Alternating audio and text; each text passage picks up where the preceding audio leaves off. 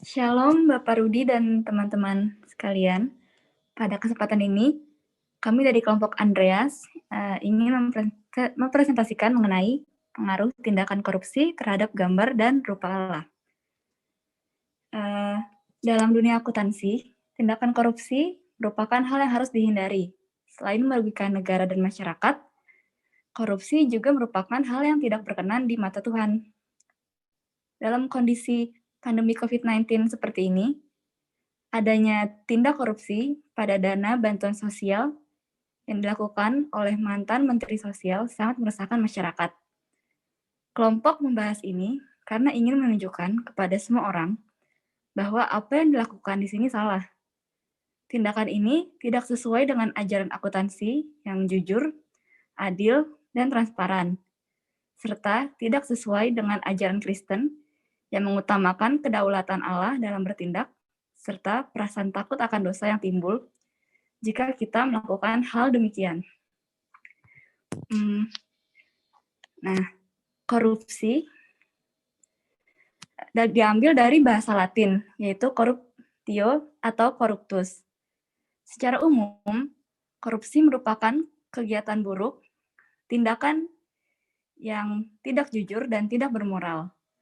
Terjadinya suap menyuap dan tindakan yang melawan hukum karena penyelewengan dalam penggunaan hak kekuasaan dan juga kepercayaan dari publik demi keuntungan pribadi, keluarga, teman, golongan, atau kelompok yang bersifat merugikan orang lain dan masyarakat. Nah, dampak-dampak korupsi bisa dilihat dari bidang politik.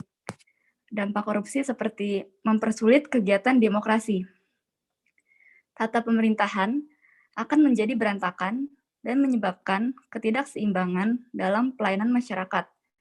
Karena masyarakat akan mengalami penderitaan dari kurangnya kualitas perhatian pemerintah dan kurangnya fasilitas dari berbagai bidang seperti bidang kesehatan, pendidikan, sarana dan prasarana, dan sebagainya. Lalu bisa kita lihat dalam bidang ekonomi, dampak korupsi seperti mempersulit pembangunan ekonomi.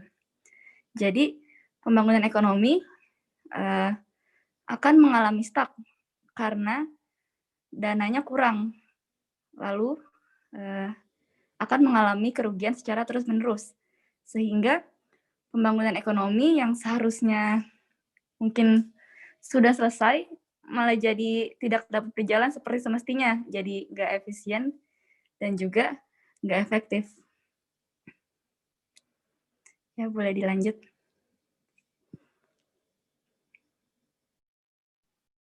Perkenalkan, nama saya Cindy Angela. Saya akan menjelaskan tentang jenis-jenis korupsi. Jenis-jenis korupsi yang pertama yaitu korupsi keuangan negara.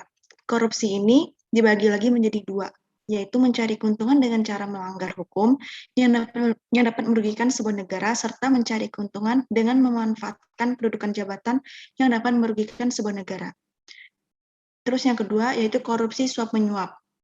Kegiatan ini sangat sering dilakukan dalam penyelesaian masalah yang biasanya bersifat kewajiban hukum formil maupun yang bersifat material, dengan memberikan uang dan menerima uang. Tindakan ini juga sering dilakukan oleh para pejabat dan juga para politis, bahkan tindakan ini sering dilakukan oleh masyarakat yang memiliki tingkat sosial yang tinggi. Kemudian yang ketiga, yaitu korupsi penggelapan dalam jabatan. Kegiatan korupsi ini merugikan negara, dan hal ini sering dilakukan oleh para pejabat dengan cara menggelapkan dana pemerintahan, kemudian melakukan penghapusan barang bukti atau mengubah laporan keuangan pemerintah demi kepentingan pribadi.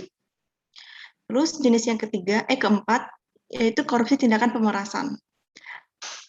Kegiatan ini dibagi menjadi dua, yaitu pemerasan oleh pejabat kepada masyarakat, dan yang kedua itu pemerasan yang dilakukan oleh pegawai negeri kepada pegawai negeri yang lain. Lalu yang kelima, yaitu korupsi atas tindakan yang curang. Kecurangan ini sering dilakukan oleh kontraktor, manajer proyek, TNI atau Polri, dan direksi TNI dan Polri. Kecurangan ini dilakukan dalam tindakan penipuan, dalam bentuk pembelian dan pengiriman barang, yang menyebabkan kerugian pada pihak ketiga ataupun negara yang dapat menimbulkan risiko keuangan dan keamanan. Terus jenis yang keenam yaitu korupsi kepentingan dalam pengadaan. Pengadaan adalah suatu tindakan yang memperkenalkan suatu produk atau jasa yang akan dibutuhkan oleh suatu instansi atau kontraktor. Individu atau kontraktor ini akan ditunjuk untuk membeli barang atau jasa yang telah dipilih setelah proses seleksi yang biasa kita sebut sebagai tender, di mana sebuah instansi atau kontraktor ini akan dipilih apabila memilih penawaran biaya yang paling kompetitif. Instansi atau kontraktor yang telah dipilih akan menjadi penjaga dan pihak yang penyeleksi tidak dapat ikut menjadi peserta. Apabila ada sebuah instansi yang ikut sebagai penyeleksi sekaligus sebagai peserta tender, hal ini akan dikatakan sebagai tindakan korupsi. Lalu yang terakhir yaitu korupsi gratifikasi. Korupsi ini merupakan tindakan pemberian hadiah berupa uang, barang dengan potongan harga, tiket pesawat, pinjaman tanpa adanya bunga, dan biaya pengobatan, dana atau waktu liburan, dan berbagai fasilitas lainnya yang diterima oleh pegawai negara atau penyelenggara negara yang tidak dilaporkan kepada KPK dalam jangka kurang lebih dari 30 hari sejak diterimanya gratifikasi.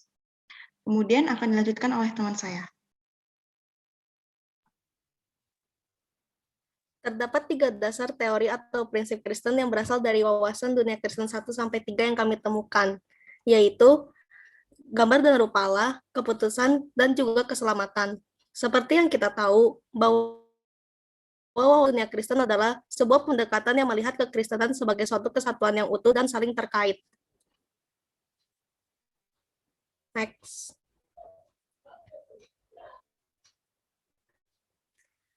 Di dalam kekristenan, manusia diciptakan berdasarkan gambar dan rupa Allah.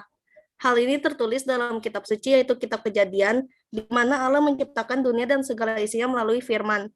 Konsep gambar dan rupa Allah adalah Allah menciptakan manusia sesuai gambar dan rupanya dengan memberikan manusia perasaan, akal budi, serta kebebasan untuk membuat keputusan.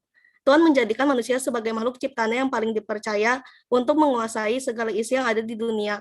Namun dengan kejatuhan manusia pertama kali ke dalam dosa, hal itu merusak citra gambar dan rupa Allah di dalam diri manusia. Selanjutnya akan dilanjutkan oleh teman saya.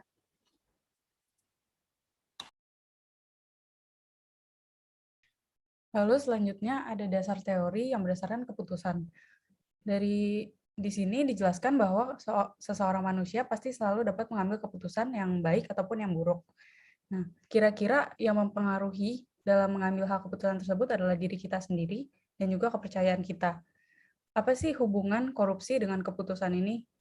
Kalau menurut dari pandangan Kristen tentunya suatu hal yang dilakukan dalam bentuk korupsi itu adalah keputusan yang buruk. Jadi rencana yang kita lakukan itu tentu tidak di dalam Tuhan. Kita mengambil keputusan yang buruk dan tidak berpegang kepada Tuhan. Di sini kedaulatan Tuhan itu pasti mempengaruhi keputusan kita. Tapi tentu dalam suatu hal korupsi, apakah hal tersebut mempengaruhi? Hal tersebut pasti tergantung dari ego yang kita miliki. Ibaratnya nih, sesempurna apapun rencana dan keputusan yang sudah kita putuskan, tetap saja perlu adanya campur tangan Tuhan.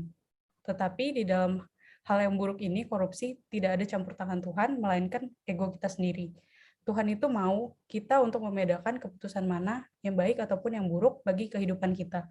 Tentunya kita itu harus memiliki keputusan yang terbaik dengan cara melalui doa. Next.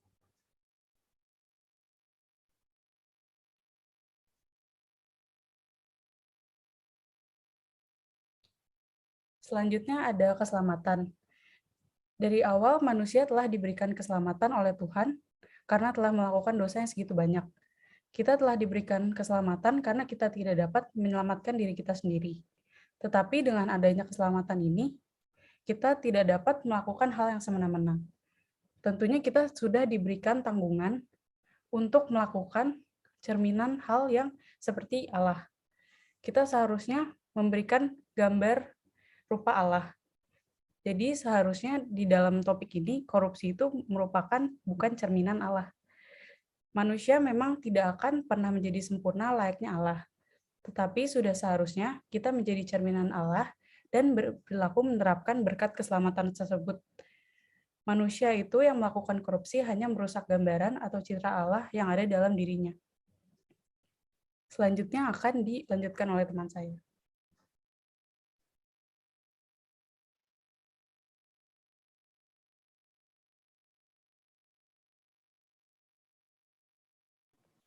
Baik, selanjutnya adalah korelasi antara iman Kristen dengan topik akuntansi yang kita bawa, yaitu korupsi.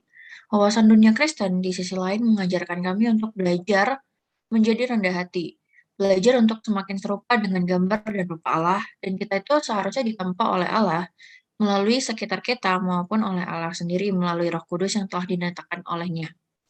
Nah, kita itu diperbaharui setiap hari melalui Roh Kudus dan juga melalui apa yang telah kita pelajari di wawasan dunia Kristen. Dan seharusnya hal-hal yang seperti korupsi ini tidak terjadi di masyarakat. Nah, sama seperti ketika Tuhan telah mengorbankan hidupnya di atas kayu salib, seharusnya hal itu juga menjadi sebuah pembelajaran bagi kita ketika Tuhan rela untuk mengorbankan dirinya, kita tidak lagi seharusnya melakukan dosa-dosa yang tidak seharusnya berkenan di hadapan Allah. Kita seharusnya juga saling mengingatkan satu sama lain bahwa korupsi merupakan hal yang tidak perlu kita lakukan dan sebenarnya hal itu tidak sejalan dengan perintah Allah. Kita tidak bisa terus-menerus merasa bahwa hal ini itu perlu dinormalisasi. Terkadang ketika seorang pejabat melakukan korupsi, kita merasa hal itu wajar karena mereka telah menduduki jabatan yang sangat penting ataupun jabatan yang memiliki wewenang atas uang yang mereka korupsi. Padahal hal itu bukanlah hal yang perlu dinormalisasi, malah seharusnya hal itu adalah hal yang sangat tidak wajar dan hal itu sangatlah tidak berkenan di hadapan Allah.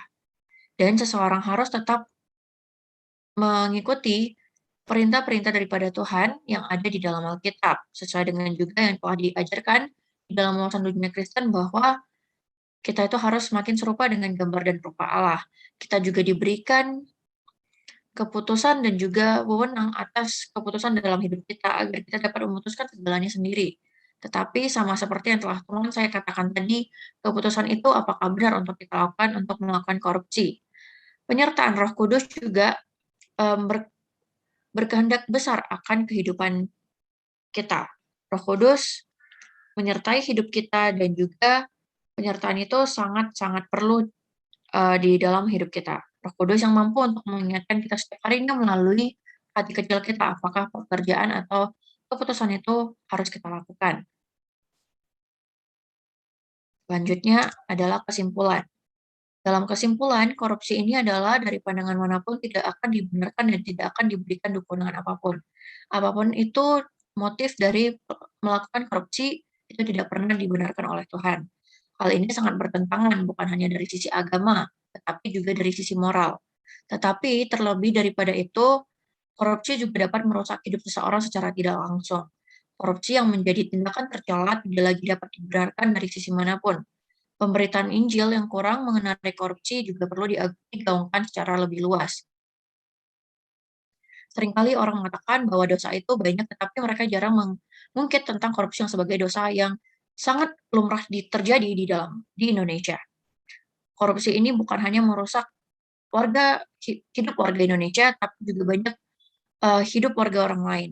Dan korupsi ini sangatlah tidak baik untuk dilakukan oleh siapapun, mau itu warga kecil ataupun pejabat di negara kita. Sekian presentasi dari kelompok Andreas. Terima kasih.